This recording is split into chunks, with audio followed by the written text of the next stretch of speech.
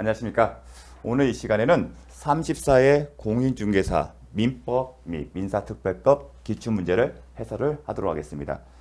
근데 우리가 이 기출문제 해설을 하는 이유는 어떤 목표냐면 34회 시험을 보신 분들한테는 이 기출문제 해설 강의 들으시면 안 되겠죠. 다 합격하시고 이제 실무하시면서 공인중개사업을 하셔야겠죠. 35회를 준비하시는 분한테 의미가 있습니다. 35회 민법을 준비하시는 분들 어떠한 전략을 가지고 어떠한 방법으로 효율성 있게 공부할지는 이 34회 기출 경향을 봄으로써 준비를 할 것 같습니다. 그러면 이제 총평부터 하겠습니다. 먼저 10년 동안 기출 문제를 열심히 공부하신 분들은 22개 정도는 충분히 쉽게 맞힐 수가 있습니다. 이 기준은 뭐냐면 10년 동안 나오는 기출 문제를 사실상 그대로 옮겨 나왔기 때문에 답을 맞히는데 어렵지 않다는 겁니다. 만약에 기출 문제인데 그 의미를 꼬아 넣거나 아니면 좀 더 심화된 내용을 한 경우에는 배제시켰습니다. 따라서 22개 정도는 10개년 기출 문제를 통해서 맞힐 수가 있습니다. 이게 55점입니다. 그렇다면 꽈락은 면합니다. 하지만 공인중개사님은 절대평가이기 때문에 60점 이상이어야 합니다. 그렇다면 플러스에서 더 맞히는데 그럼 플러스의 알파를 어느 정도 맞출 수 있나? 34의 문제 같은 경우는 강의를 통해서 강의도 듣고 나름의 예습과 복습을 철저히 하게 되면 30개 정도까지는 무난히 맞힐 수 있지 않을까 싶었습니다. 그리고 그렇다면 또 하나 보면 세부적으로 민법 총칙과 그 다음에 물권 편, 채권 편, 민사 특별법을 나누겠죠. 우리가 민총회 같은 경우는 물권과 채권은 그래도 평이했습니다. 오히려 어려웠던 부분들은 민총과 민사 특별법이었습니다. 민총회는 왜 그렇지 않으면 민법 총칙의 경우에는 나오는 부분이 정해져 있습니다. 한정되어 있습니다. 물권이나 채권편에 달리. 그렇기 때문에 기존에 나왔던 부분을 가지고 문제를 맞추면 다 맞출 수 있기 때문에 적정 수준의 레벨을, 난이도를 유지하기 위해서 민총 같은 경우에는 낯선 지문이나 아니면 좀 심화된 어떤 내용을 나타나는 경향이 있습니다. 따라서 수험생 입장에서는 민총, 34에 보시면 분들은 민총의 문제를 답을 맞히는 게 쉽지는 않았을 겁니다. 그리고 민사특별법 여러 가지가 있는데 뭐 주택 임대차 쉽게 나왔습니다. 그냥 다른 질문 몰라도 임차인은 배당 요구를 해야만이 경매제에서 배당받을 수 있다.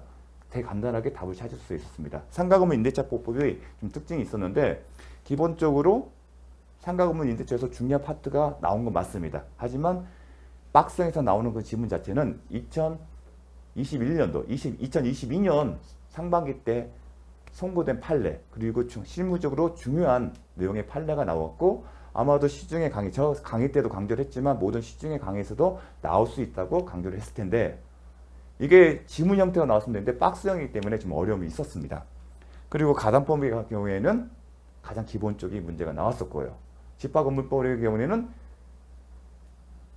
대지권 사용권과 전유분의 일치성을 묻는 문제. 그래서 민사특별법은 세모 정도. 따라서 수험생 자율주는 물권과 채권의 내용들은 웬만하면 다 맞히는 방향으로 가야 했습니다. 그렇다면 35회를 준비하시는 분들은 어떠한 방향으로 공부를 해야 할지를 제 개인적 의견을 피력하게 되면 기본적으로 기출문제 중심은 그대로 가야 합니다. 하지만 기출문제 10개년을 가지고 오면 기본적으로 법률 지식이 있다면 공부를 했고 다른 직역에서 활동하고 저처럼 변호사를 활동하든 아니면 이런 민법이라는 어떤 공부를 하셨던 분은 기출문제를 갖고 하더라도 60점 이상을 맞기는 가능합니다. 하지만 그렇지 못하는 경우에는 알파가 필요해요. 그럼 이 알파를 어떻게 보충하냐가 중요합니다. 근데 이 알파를 이해하려면 단순 암기식이 되어서는 아니 된다는 걸 확신합니다. 즉, 이 지문 하나의 행간의 의미와 그 이 지문 자체가 실무적으로 어떻게 활용되고 있는지 그 외에 대법원 판례는 이런 내용의 판례를 선고했는지 중요한 부분에 대해서는 이해 중심의 공부가 되어야 한다는 게 필요합니다. 따라서 단순히 제가 이제 이해를 하는 이유는 암기의 편의성도 있지만 이제는 좀 더 시험 문제를 맞추기 위해서 이 알파를 충족하기 위해서 이해 중심의 공부가 선행이 돼야 합니다. 지금 35회 그 34회 문제를 보게 되면 올해 다른 직역의 변리사, 노무사, 세무사, 행정사, 법무사까지 포함시켰습니다. 다른 직역했을 때 가장 문제 자체가 좋고 그리고 수험 워낙 응시생이 많다 보니까 문제 자체가 되게 고급스럽습니다. 그리고 고민이 굉장히 많아요. 여러분들이 뭐 다른 직역까지 뭐 공부를 하지 않겠지만 저는 이제 강의하는 입장에서 올해 다른 직역은 어떻게 출제되는지 항상 공부를 합니다. 시험을 풀어봅니다. 그런데 되게 고급스럽습니다. 제가 이 문제를 풀면서 시험지를 받아보고 문제를 풀면서 느낌이 뭐냐면 좀 감탄한 게 많습니다. 아 정말 신경 써서 냈다. 그래서 어떤 생각이 들었냐면 공인중개사 시험이 상대평가라면 이 강의 방해 패러다임이 다 바뀌어야 합니다.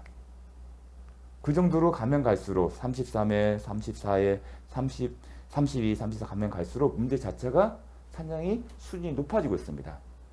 따라서 상대평가라면 정말 두꺼운 교과서를 가지고 공부를 하셔야 할 정도입니다. 근데 우리는 또 절대평가예요. 참 애매하게. 따라서 이제 저도 이제 그런 점들을 이제 절충을 해서 좀 준비하는 게 있는데 그렇게 이해를 중심을 해야 하지 않으면 정말 우리가 한 30개 이상 맞기는 쉽지 않은 시험이 되어가고 있습니다. 따라서 이제 그런 부분을 다시 한번 확인할 수 있었고 저는 이제 33회 때 이제 저는 공인중개사 자격증을 땄습니다. 여담이지만 전략적으로 따요. 사람이. 우리가 1차는 부동산학 개론과 민법이에요. 어느 한 과목 다 잘 보면 좋겠지만 선택적 전략적으로 하는 게 공부합니다. 하지만 부동산학 개론 34회 시험 난이도가 있었습니다. 특히 감정평가 시험에서 출제 빈도가 높아질 거예요. 따라서 그러한 전략을 알기 때문에 이 시험 출제자도 그러한 점들을 염두에 두고 이제 문제를 출제하는 겁니다. 즉 어느 한 과목에 문제를 평이하게 내서 보충할 수 있게 하는 게 아니라 부동산 계란도 기본적으로 맞출 수 있는 한계선이 20개에서 25개인 것 같아요. 그 이상을 맞추려면 공부를 열심히 해야 합니다. 따라서 둘 다 한 과목은 까락만 면하고 한 과목 잘 봐서 이제 그런 전략이 통하지 않는 것 같습니다. 이제 부동산 이제 2차 시험도 마찬가지입니다. 2차 시험도 마찬가지도 우리가 부동산 고법은 까락을 면하는 정도로 공부를 하고 그 다음 공시법이나 등기법에서 점수를 잘 따서 보충한다 그런 개념을 가지 않습니까? 저 또한 사실은 고백하기면 저는 세법은 거의 공부를 안 했습니다. 처음 포기를 했었어요. 그러다가 이 문제를 다 놓치면 안 되겠다 싶어서 양도소득세 중심으로 기출문제를 맞서서 세법은 반절 정도 맞아서 그나마 안전하게 그 점수를 넘겼는데 60점을 넘겼는데 이제는 그러한 전력이 가면 갈수록 힘들지 않은가 싶습니다. 그래서 이제 이번에 공시법도 시행규칙에 부동산 관계법령도 좀 어렵게 내려고 그런 경향이 있었는데 저와 봤을 때는 사실은 꽤 어렵지 않았어요. 열심히 공부하면 한 만큼 맞았거든요. 그래서 이제 시험 전략은 이제 단순히 이런 어떤 전략을 알기 때문에 출제자도 그걸 반영을 해서 최소적으로 맡기지만 그 이상 하려게 되면 더 공부를 열심히 하게 만드는 그런 방향이 되지 않는가 싶습니다. 이제 여기까지가 이제 제가 느꼈던 총평입니다. 그러면 이제 한 번씩 보면서 이제 검증을 하도록 하겠습니다. 41번. 41번은 10개년도의 기출문제 갖고서는 풀 수 없는 문제인데 하지만 이해 중심의 개념 중심의 좀 강의를 들었다면 맞힐 수 있는 문제입니다. 왜냐하면 형성권의 개념인데 답은 1번이에요. 쉽게 맞힐 수 있는 게 이유가 뭐냐면 형성권은 지상물 매수 청구권이나 부속물 매수 청구권 할 때 강의를 할 때 어떻게 되냐면 계약은 당사자 의사 합치에 의해서 형성됩니다. 하지만 형성권 개념은 일방의 의사만으로 권리 의무 관계가 생기는 겁니다. 확정적으로. 하지만 필요비 상환 청구권은 어떤 개념이죠? 설명드릴 때 어떠한 부당이득 발화 성격이 강한 거예요. 형성권과는 다른 겁니다. 단순한 채권이에요. 부당이득 발화 청구권 성격이 있는 겁니다.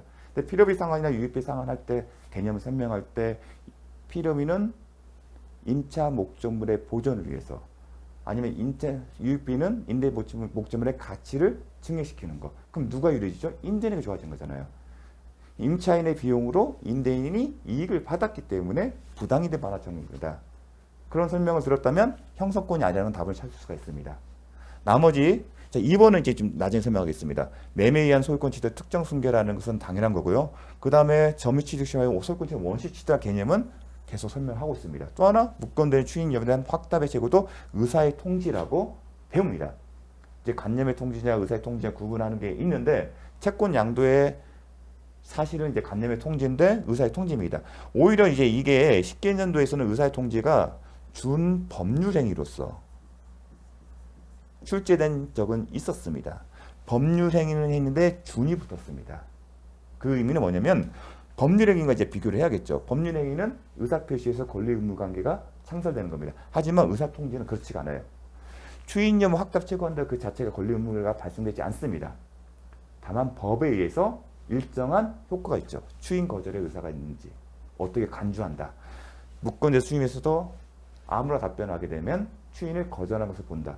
법에 의해서 그 의사 본인의 의사 통지에서 된 게 아니라 법에 의해서 인정되기 때문에 준이라는 형태입니다. 의사 통지는 의사는 있지만 그래서 준 법률행위인 거고 그럼 채권 양도는 준 물권행위다. 요게 좀 낯선 표현이기 때문에 헷갈릴 수 있는데 이제 물권행위잖아요.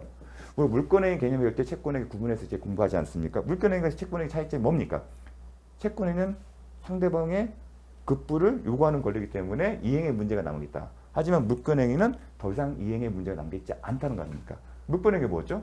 소유권이 넘어가는 게 않습니까? 등기부상에 소유권, 저당권, 기타 민법이 정한 인정하는 물권이 등기되는 거 아니겠습니까? 그러면 이행의 문제가 남지 않지 않습니까?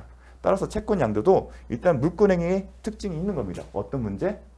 이행의 문제가 남지 않는다는 겁니다. 즉 채권이 양도에서 양속이 넘어가는 건데 넘어가는 그 자체로 끝나는 거지 별도의 이행이 필요하지 않다는 겁니다.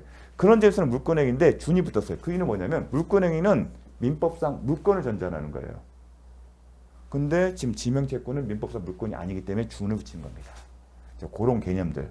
자, 그런 개념들만 파악하면 알 수 있는 건데 자, 그래서 형성권 답을 찾는 것은 개념 공부를 하셨으면 충분히 맞힐 수 있는 문제입니다. 다음. 자, 42번. 갑으로부터 갑 소유 X 토지의 매도 대리권을 수여받은 을은 갑을 대리하여 병과 X 토지에 대한 매매 계약을 지었다. 우리 항상 대리 문제예요. 근데 가장 기본적인 문제를 봤습니다. 이거는 이제 어렵지가 않습니다. 이게 대리 문제는 항상 본인 나오고 병 상대방이 나오겠죠. 그 다음에 대리인 을이 나왔습니다. 그런데 대리권을 수여받았기 때문에 유권 대리인이죠. 대리인이 있습니다. 자, 틀린 것은 매매계약을 체결했습니다. 을은 특별한 사정이 없는 매매 잔금의 수령 권한을 가진다. 잔금 수령 권한이 있다. 기출문제였습니다. 병의 채무 불행이 있는 경우 특별한 사정이 없는 을은 매매계약을 누가요? 을은 해지할 수 없다. 자주 10개년 동안 기출된 문제입니다. 매매계약 해제로 인한 원상 회복은 갑과 병이 부담한다. 이것도 기출문제에서 이미 평범하게 많이 출제된 문제입니다. 병이 매매계약을 해지한 경우 병은 을에게 채무 불행으로 인한 손해배상을 청구할 수 없다. 을에게 청구할 수 없습니다. 5번. 을이 자기 이익을 위하여 배임적 대리행위를 하였고 병도 이를 안 경우에는 을의 대행위는 갑에게 해를 미친다? 그렇지 않다. 자, 이 1, 2, 3, 4, 5는 10년 동안 자주 출제된 지문이었고요. 기본 강의에서 다들 어떤 강의를 듣더라도 나오는 문제입니다. 다만 5번과 관련해서도 기출 28회 때 유사하게 지문이 출제된 바가 있습니다. 이게 뭐죠? 대리권 남용 행위인데 대리권 남용 행위에 대해서는 비진의 표시 107조 1항 단서가 유추 적용된다. 유추 적용되기 때문에 대리권 남용 사실을 상대방이 알았거나 알 수 있을 때는 무효가 된다. 근데 효력을 미친다는 얘기는 효력이 계속 유지한다는 거죠. 그걸 묻는 건데 기출 28회 때 나왔기 때문에 똑같이 나왔습니다. 대리권 남용 행위에서. 그 개념만 알고 있으면 충분히 풀 수 있는 거고요. 설사 몰랐다 하더라도 1, 2, 3, 4는 계속적으로 반복적으로 여러 번 나왔던 지문입니다. 따라서 기출문제로서 충분히 풀 수 있는 문제입니다. 43번 불공정한 법률행위 객사적합니다. 옳은 것은 답은 1번이었습니다. 불공정한 법률행위도 무효행위 전환에 관한 법률에 정됐습니다. 이거는 자주 출제된 지문이었기 때문에 여러분이 공부하셨을 때 쉽게 눈에 익은 지문입니다. 따라서 이건 기출 최근 나온 게 31회예요. 그렇다면 기출문제만 알아도 그리고 공부할 때 기본 강의나 요즘 강의 들을 때 반드시 언급되는 내용입니다. 의미가 있거든요. 그렇다면 1번 딱 보게 되면 답을 찾는 건 쉬웠습니다. 기출문제 말아도. 2번, 3번, 4번도 기본적으로 자주 출제되는 지문이에요. 경락대금이 나왔잖아요. 다만 이제 경매잖아요. 경매의 경우에는 불공정한 법률행위 백사조가 적용되지 않기 때문에 틀린 지문인 거고요. 극부와 반대급부의 현저한 불균형이 있는 경우 원칙적으로 불균형 부분 일부만 부여가 되는가 전부 부여되는 게 원칙이고요. 4번 대리인의 법률행위 자주 나온 거잖아요. 궁박과 무경험의 기준은 다르죠. 궁박은 본인을 기준하고 무경험은 누구를 한다? 대리인을 기준한다. 자주 출제된 지문입니다. 다만 5번 지문 상대방의 폭행의 악의가 있어야 한다는 게 대법원 판례 입장입니다. 이 지문은 낯선 지문이었습니다. 하지만 여러분 기본 강의할 때 주관적 요건에서 요한다. 왜 의미가 있냐면 백사조에는 상대방의 주관적 요건에 언급이 없어요. 즉 해석에서 주관적 요건이 인정이 되는 건데 그 이유는 불공정한 법률행위의 주관적 요건을 악의를 요하지 않는다면 불합리하게도 불공정한 법률에 해당되는 무효가 되는 경우가 많기 때문에 그렇습니다. 이 부분은 나중에 기본 강의할 때 설명을 드리도록 하겠습니다. 따라서 43번도 어렵지 않게 맞힐 수 있는 지문입니다. 다음 44번. 자, 44번 복대리 관한 설명으로 틀린 것은 사실 1번 행인 능력을 요하지 않는다. 본인에 대하여 대리인과 동일한 권리와 의무가 있다. 법정 대리인 책임으로 복대리인을 선임할 수 있다. 이 지문들은 자주 출제되고 이게 다 맞다는 것을 알 수가 있습니다. 마지막으로 5번 같은 경우 대리인이 대리권 소멸로 선임한 복대리인과 상대방 사이 법률행위도 민법 129 표현대로 성립할 수 있다. 이 지문도 기본적으로 알아야 하는 우리가 알고 있는 공부이기 때문에 1, 2, 3, 4, 5번은 쉽게 저희가 알고 있는 지문입니다. 다만 4번이 좀 낯설어요. 사실은 이미 출제가 됐어요. 묵시 승낙이 가능하다는 것도 임의 대리인 같은 경우는 원칙적 못하지만 예외적으로 본인의 허락을 얻으면 본인의 승낙을 얻으면 복대리인 선임할 수 있다. 그 법조문 기억나십니까? 그런데 그 묵시적 승낙에 대한 구체적인 예를 든 거예요. 어떤 경우에 묵시적 승낙이 있는지를 볼 수 있는지. 묵시적인 것은 가만히 있다는 겁니다. 묵시적 승낙을 인정하는 것은 뭐냐면 복대리인을 선임할 수 있는 권한을 줌으로써 거래 안전을 더 주는 거거든요. 명시적인 승낙이 없다고 해서 복대리인 선임 자체가 불가능하다고 판단하게 되면 거래하는 안전을 해칠 염려가 있는 경우가 많습니다. 그래서 대법원 판례는 이 대리 행위의 성격, 이 대리인이 맡고 있는 업무의 성격을 봤을 때 이런 업무라면 굳이 대리인이 안 하고 남을 하더라도 상관없는 경우에는 묵시적 승낙이 있는 것을 간주함으로써 거래 안전을 보호하는 데 취지가 있습니다. 근데 좀 감이 있고 공부를 열심히 하신 분은 답을 찾아요. 여기 나와 있어요. 사실은 답을요. 대리인의 능력에 따라 사업의 성공 여부가 결정된다. 대리인의 능력에 따라 사업의 성공 여부가 결정되면 당연히 명시적 승낙이 필요하겠죠. 묵시적 가는 게 아니라 왜냐하면 대리인 능력이 중요하기 때문에. 반대로 대리인 능력과 상관없이 누구나 할 수 있다면 묵시적 승낙으로 본다는 게 대법원 판례의 기본입니다. 따라서 요거는 심합니다. 요거는 묵시적 승낙의 개념이죠. 왜 대법원 판례가 이렇게 나눠지는지를 이해하고 그런 부분에 대해서 공부했어야만이 감이 잡히는 부분입니다. 그래서 요거는 좀 4번 지문은 좀 어렵습니다. 하지만 1, 2, 3, 5가 정확하게 10개년 동안 출제된 부분이었기 때문에 이것만 명확하게 공부를 하셨다면 소거하는 방법으로서 답을 4번을 찾을 수가 있었을 겁니다. 이거는 심합니다. 괜찮은 지문입니다. 45번. 자, 통정호의 표시. 우리가 통정호의 표시하게 되면 항상 공부하는 게 뭐죠? 제3자 아니겠습니까? 이해관계를 맺는 제3자에 해당하냐? 그러면 3자에 해당되는 경우, 해당하지 않는 경우 10개년 동안 최소한 우리가 구분해서 공부를 했습니다. 자, 파산성을 맞이한 가장채권은 파산관제 자주 출제됐습니다. 선이냐 악의를 판단하는 게 최근 몇 년 동안 있는데 요거는 제3자에 해당되느냐 안 되냐 그걸 묻는 겁니다. 그 다음에 가장채무를 보증하고 그 보증채무를 이행해 구상권 취득한 보증인도 제3자에 해당된다는 것은 자주 눈에 익은 출제 지문입니다. 따라서 기업과 니은에 대해서는 답을 맞히는 게 해당된다는 여부를 쉽게 판단할 수 있습니다. 문제는 디귿이에요. 차주와 통정하의 가장 소비대차 계약을 체결한 금융에서 계약을 인수한 자. 이게 사실 10개년 동안 출제는 안 됐습니다. 이거는 이제 근데 과거에는 출제가 한 번 됐었어요. 그리고 또 하나 유사지경의 행정사 시험에 2022년도 작년도에 요 지문이 그대로 나온 거는 있습니다. 그런데 이제 기억과 니은은 다 들어간 게 이게 있어요. 그러면 3번과 5번 중에 하나 답인데 요 부분은 최근 10년 동안 출제가 안 됐고 그리고 기본 강의에서도 이 부분이 들어간 부분이 드물기 때문에 좀 공부를 하셔야만이 맞힐 수 있던 부분이었습니다. 그래서 이 부분은 기출문제 갖고는 반밖에 못 맞히는 문제였습니다. 그래서 다음 46회 무건대리입니다. 항상 대리 나오면 갑, 본인 이렇게 쓰십시오. 이게 생활에 대합니다. 그 다음에 병은 상대방이고요. 그다음에 을이 있는데 무건 대리입니다. 자, 옳은 것은 자, 1번 지문이 좀 낯설었을 거예요.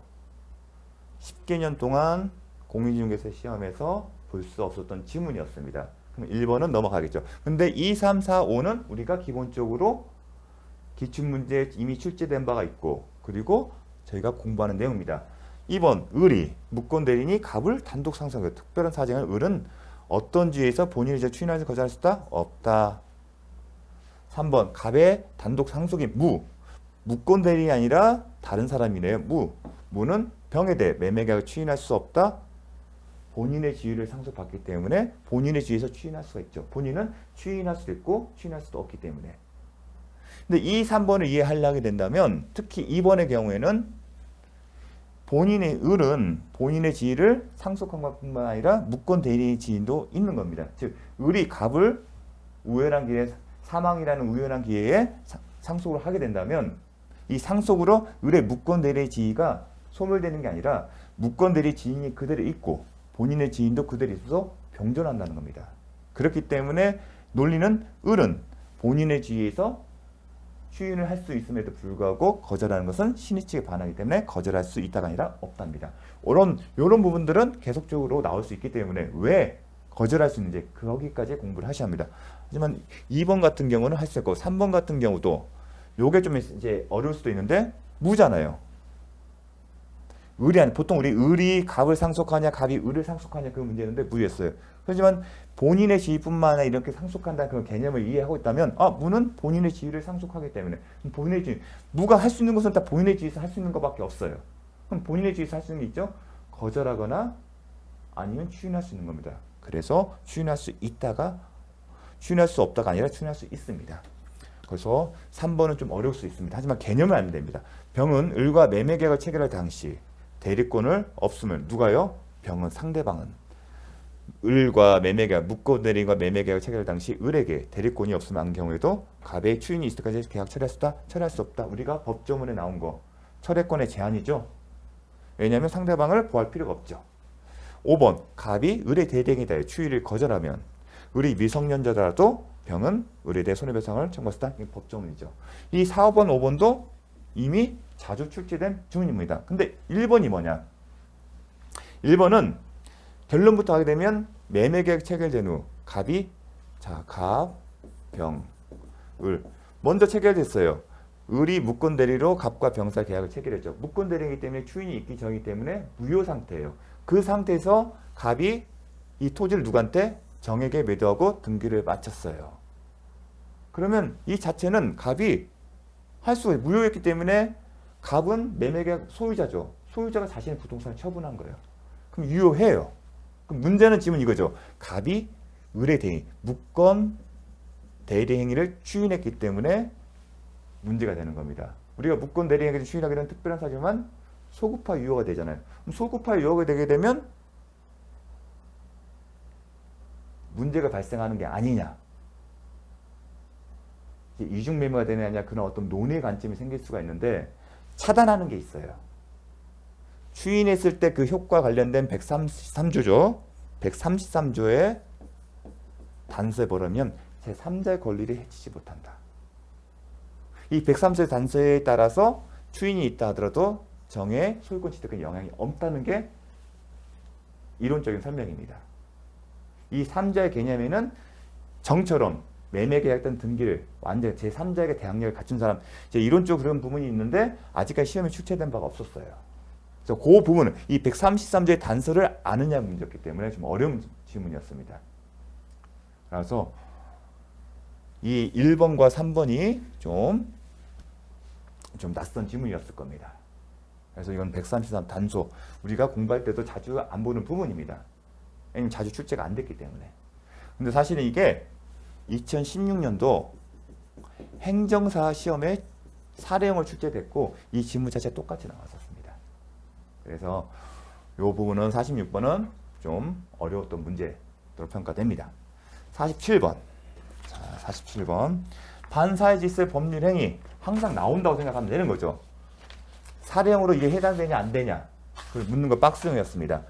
자, 아는 것은 모든 것은 일단은 형사사건에 관한 선고봉수 약정 무효다. 우리가 이미 익히 알고 있는 겁니다. 또 디귿번은 산모가 우연한 사고로 태아의 상해대에 대비해서 보험 수익자로 태아를 피임하는 상해보험. 항상 보험하게 되게 되면 무효가 되는 게 어떤 경우죠? 보험 사기. 이 지문 자체에서 나쁜 목적이 다 포함이 돼 있었겠습니다. 근데 보험이라는 것은 우연한 사고잖아요. 정당한 거잖아요. 우리가 흔히 말하는 보험 사고를 대비한 겁니다. 따라서 이것은 유효합니다. 무효가 유효하겠죠. 그러면 일단 이건 답이 아니겠죠. 그 다음에 이제 니은번 반사회적 행위에 조성된 비자금을 소극적 은닉하기 위한 체결한 임치약정. 옛날에 땡땡땡 대통령에게 비자금 사건과 관련된 겁니다. 이건 사실은 이제 10개년 동안은 안 나왔었어요. 근데 이거는 기출 22회 했습니다. 그러면 디귿번은 일단 답은 되겠죠.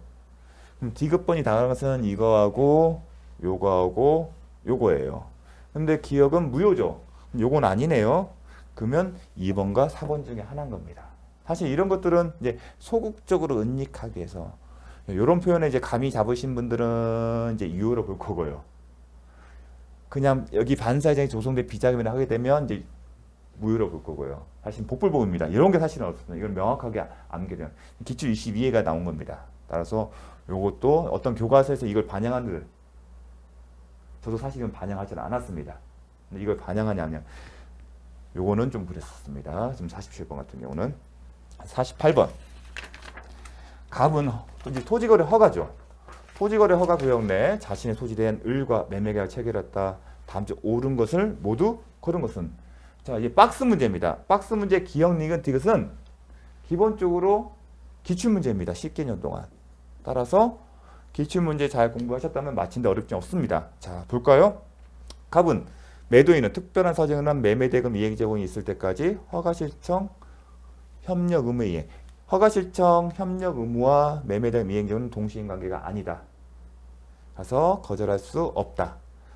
을이 계약금 전액을 지급한 후 당사자 일방이 이행에 착수하기 전이라면 특별한 사정이 없는 갑은 매도인은 계약금의 배액을 상하로 계약을 해지할 수 있다. 익히 기본적으로 알아야 할 그런 지문이었습니다. 디귿번 일정 기간 내 허가를 받기로 약정한 경우 특별한 사정이 없는 한 그 허가를 받지 못하고 약정 기간이 경과했다는 사정만으로도 확정적인 무효가 된다. 자, 토지거래 허가는 기본적으로 무효이지만 나중에 토지거래를 허가를 받게 되면 소급화가 유효된다. 그게 뭐죠? 그게 유동적 무효예요. 그래서 항상 출제는 이 유동적 무효 상태가 확정적 무효로 되는지가 중요하다고 말씀을 드렸습니다. 그런데 지금 뭐였죠? 일정 언제까지 허가 받기로 하는데 하지 않았다. 근데 그런 사정만으로는 확정적 무효가 되는 게 아니고 어떤 경우요? 상대방이 너한테 협력할 의사가 없음을 명확히 밝힌 경우. 그러한 경우에 확정적 무효가 됩니다. 이 표현도 그런 의미들을 알았으면 맞힐 수 있는 문제였습니다. 그렇다면 답은 니은 하나였겠죠. 자, 이것도 기출문제만 알고 있다면 풀 수 있는 문제였습니다. 49번 법률행위의 두간 틀린 것은 조건이 선량한 풍속 기타 사회질서 위반한 경우 조건만 무효이고 틀렸죠. 이는 자주 출제 불법 조건의 경우는 법률 전체 무효가 된 것은 법조문에 나와 있는 거고요. 이미 기출 작년에 나왔던 겁니다. 33회에. 작년 기출문제예요. 따라서 똑같이 나오니까 그러면 답을 맞히는 게 어렵지 않았겠죠. 나머지 2, 3, 4, 5도 이미 기본적으로 알아요. 기출문제에 나왔던 내용들입니다. 따라서 49번도 쉬운 문제였습니다. 50번 법률행위의 무효와 추인에 관한 설명으로 옳은 것을 모두 고른 것은 자 기억과 자 무효인 법률행위 추인은 원인이 소멸된 후 본인이 알고서 추인에 효력이 있다. 이게 지금 무효행위 추인의 요건이죠. 기본서의 기본적으로 아셔야 할 부분입니다. 무권리의 처분이 계약으로 이루어진 경우 권리자가 추인하면 원칙적으로 계약의 효과는 계약 체결 시에 소급하여 권리자에게 기속된다. 무권리자의 처분에 대한 추인이 있을 때 우리가 기본적으로 공부하는 부분이고 기본적으로 기출이 됐던 문제입니다. 다만 디귿이 애매했어요. 양도금지 특약의 위반의 무효인 채권 양도에 대해 양도 대상의 채권의 채무자가 승낙하면 다른 약정에는 양도의 효과는 승낙 시부터 발생한다. 일단 양도금지 채권 양도예요. 채권 양도 제가 시험 범위가 아니에요. 그럼 양도금지 특약에 위반했을 때 채권 양도는 어떻게 되냐? 거기에 대해서 무효라고 했어요. 양도금지 그 채권자 채무자 사이 이런 얘기예요. 이거 다 제3자한테 넘기면 안 돼. 그 특약을 한 거예요. 그런데 그 특약에 위반해서 채권자가 제3자에게 넘긴 거예요. 그럼 그 특약에 위반한 채권 양도의 효력은 어떻게 될까? 그게 하나의 쟁점이 되는데 거기에 대해서는 무효라고 보는 게 대법원 판례 입장입니다. 그 전제를 해서 어떤 문제가 나냐면 이 양도 대상 채무자가 승낙을 했어요. 그러니까 처음에 채무자는 이거 양도하지 말라고 채권자 말했는데 양도된 이후에 승낙을 한 거예요. 그럼 그걸 어떻게 평가할지 문제예요. 그게 무효행위의 추인을 볼 수 있는지, 추인을 보게 되면 언제 효력이 발생하는지를 그거에 대한 거기 때문에 어려운 겁니다. 사실은 이제 대법원 판례가 2009다 47685 2009다 47685였는데 이 대법원 판례를 소개한 책자는 그렇게 많지는 않았을 겁니다. 그렇다면 일단 기억 니은은 저희가 답인 걸 알죠? 기억 니은 답인 걸 알잖아요. 디귿은 몰라도 답을 맞힐 수 있는 거였습니다. 근데 기억과 니은은 저희가 이미 기출로 알았던 겁니다. 따라서 다행히 기억 니은 들어간 게 이게 하나밖에 없었기 때문에 만약에 어떤 지문에서 이 기억 니은이었으면 헷갈렸겠죠. 하지만 기억 니은 딱 5분밖에 없으니까 디귿을 몰랐더라도 답은 맞힐 수가 있었습니다. 자, 여기까지가 이제 민법 총칙인데 민법 총칙이 쉽지가 않았었습니다. 기출 문제가 한 5문제 정도, 그러니까 알 수 있는 게 한 반절 정도 확실했습니다. 그래서 좀 그렇게 평가할 수 있습니다. 잠깐 쉬었다가 이제 보도록 하겠습니다.